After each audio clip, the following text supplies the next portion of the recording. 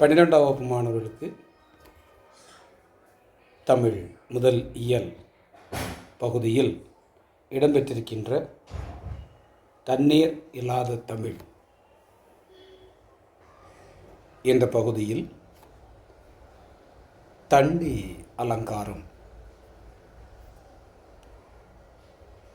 என்ற இந்த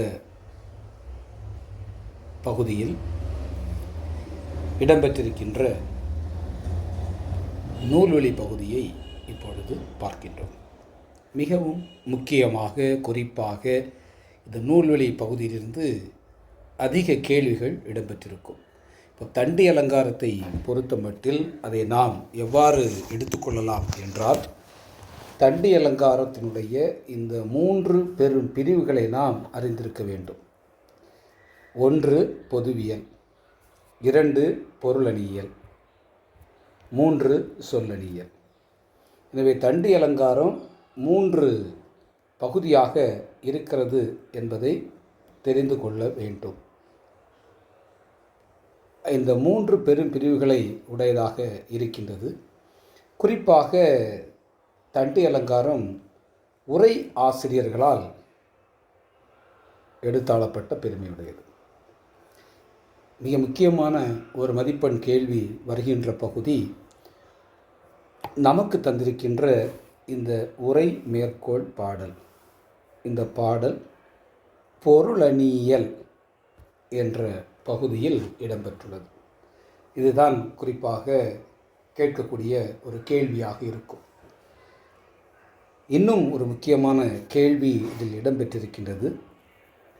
இந்த நூல் என்பது தண்டி எழுதிய தண்டி அலங்காரம் என்கின்ற இந்த நூல் என்பது நேரடியாக தமிழ் மொழியில் எழுதப்பட்ட நூல் அல்ல.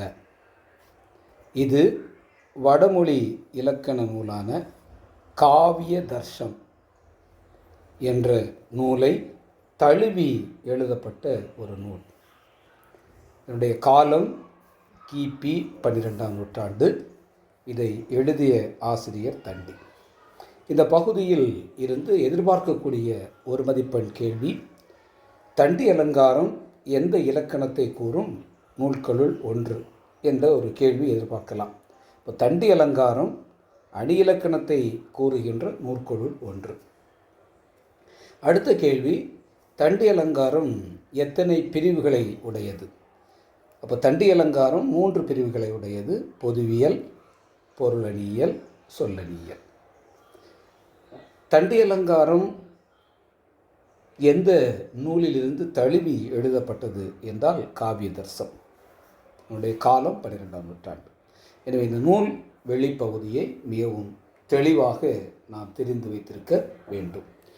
அடுத்ததாக இருக்கின்ற இந்த பகுதி மிகவும் முக்கியமான ஒரு பகுதி.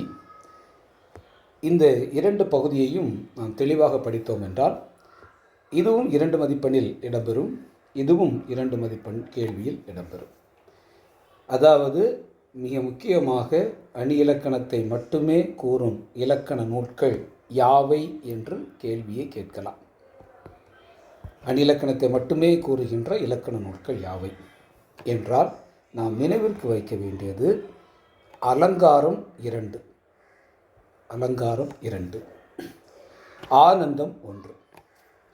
தண்டி அலங்காரம், மாறன் அலங்காரம், குவலை ஆனந்தம் என்று நினைவுக்கு வைத்துக்கொள்ள வேண்டும். இலக்கணம்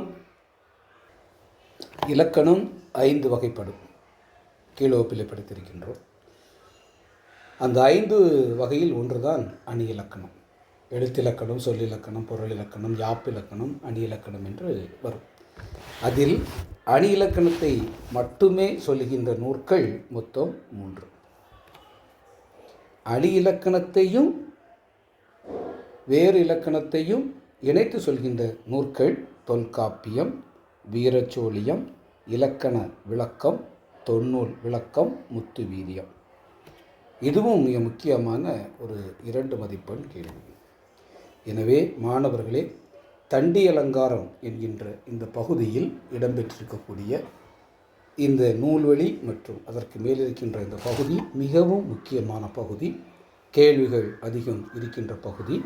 இதை மிகவும் பொறுமையாக பார்த்து படித்து அதிக மதிப்பெண் பெற உங்களை வாழ்த்துகின்றேன். நன்றி.